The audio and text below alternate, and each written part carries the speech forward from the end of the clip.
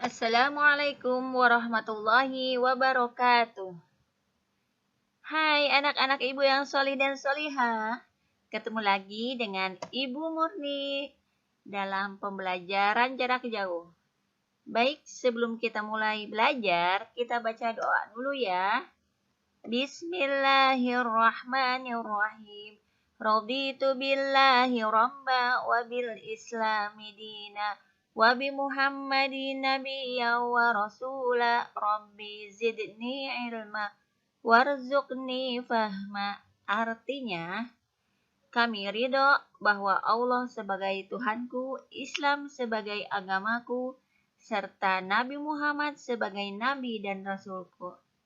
Ya Allah, tambahkanlah terhadapku ilmu serta berikanlah aku pengertian yang baik.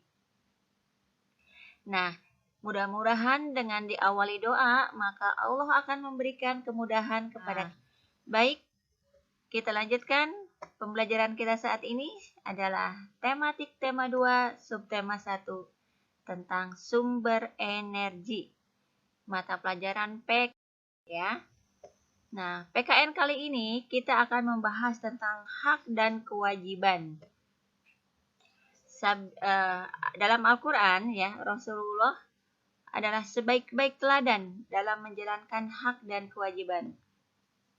Nah, hal ini ada dalam Al-Quran surat Al-Ahzab ayat 21 yang bunyinya, Laqad kana lakum fi Rasulillahi uswatun hasanah liman kana yarjullaha wal yaumil akhir wa dzakarallaha katsira.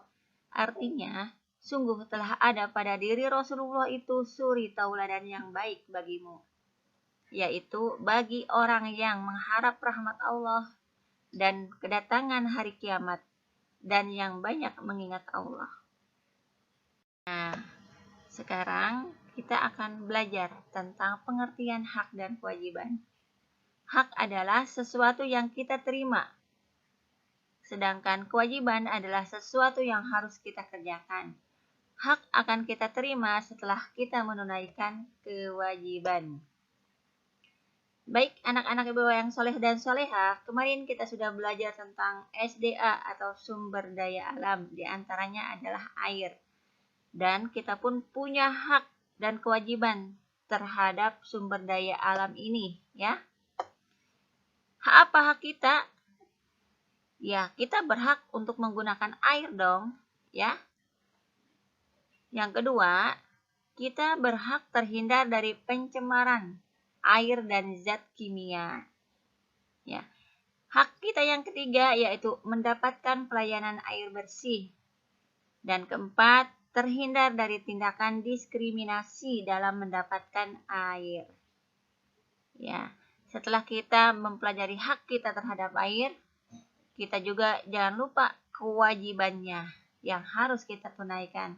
Kewajiban kita terhadap air yang pertama adalah menggunakan air secara hemat dan bijaksana. No boros-boros, ya. Yang kedua, mematikan kran air saat tidak dipakai. Ketiga, tidak melakukan pencemaran terhadap ketersediaan air. Dan yang keempat, menjaga kondisi air agar tetap bersih, ya.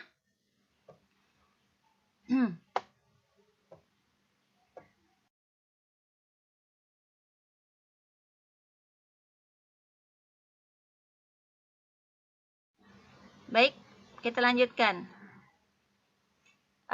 Selanjutnya adalah bahasa Indonesia, ya. Kita akan membaca. Membaca apa? Teks petualangan si biji jagung, ya.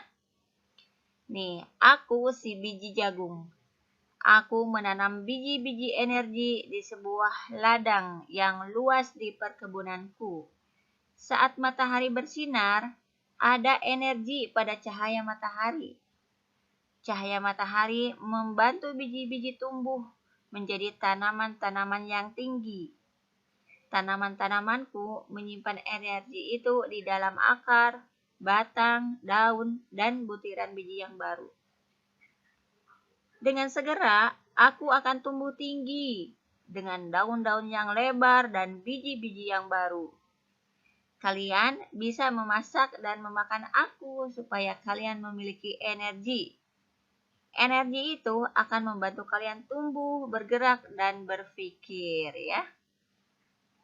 Aku juga memberi makan hewan-hewan ternak dengan beberapa bagian dari tubuhku, sehingga mereka tumbuh besar dan sehat.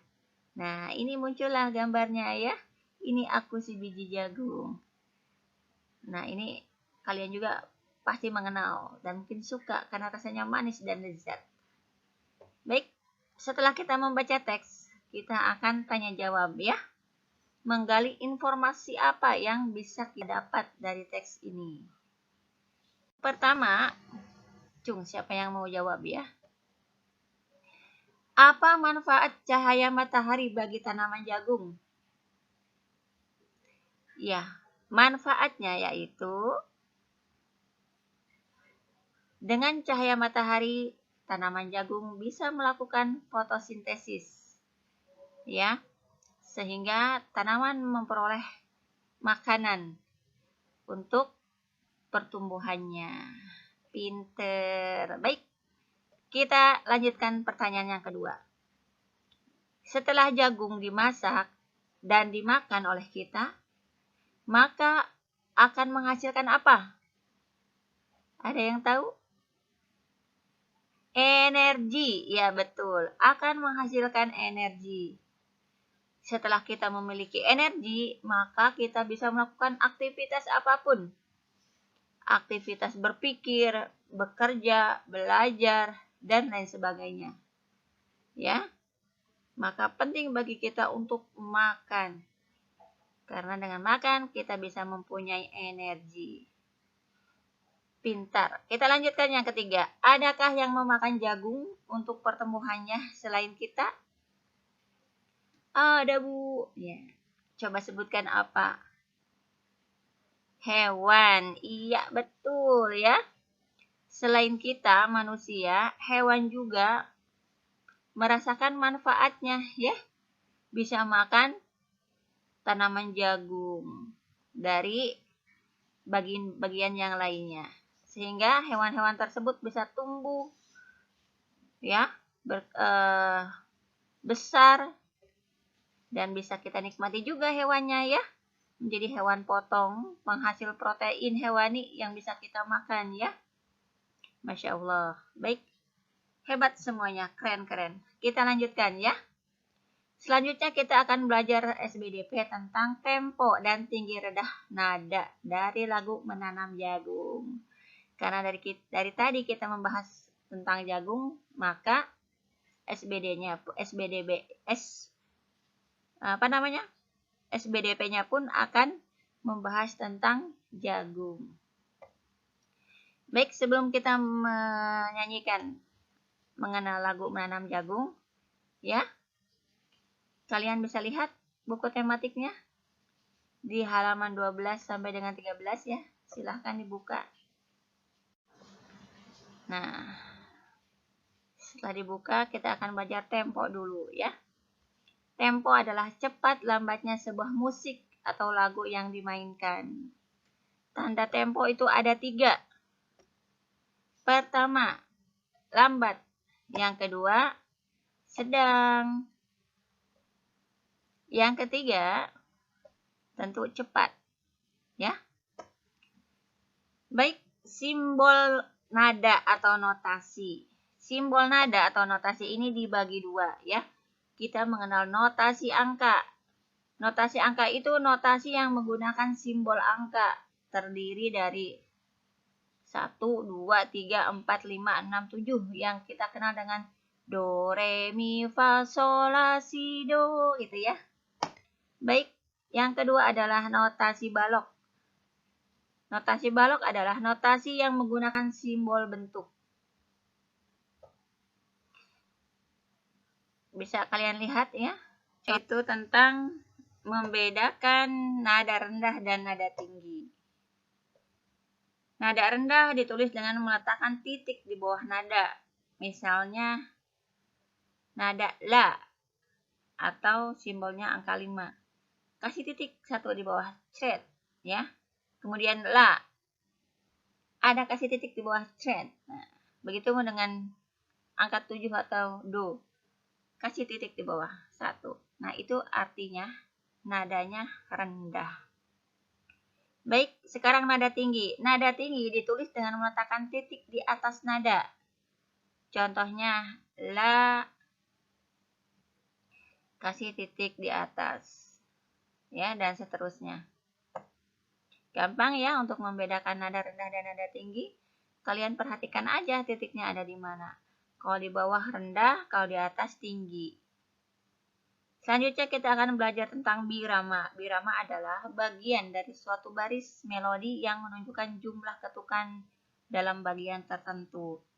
Misalnya, birama 3/4 artinya setiap birama terdiri atas 3 ketukan dan setiap ketukannya senilai 1/4. Baik, alhamdulillah sudah selesai semua materi Ibu sampaikan ya. Semoga kalian semua dapat memahaminya dengan baik. Dan mari kita ucapkan bismillah, alhamdulillah bersama-sama. Alhamdulillahirabbil alamin. Terima kasih.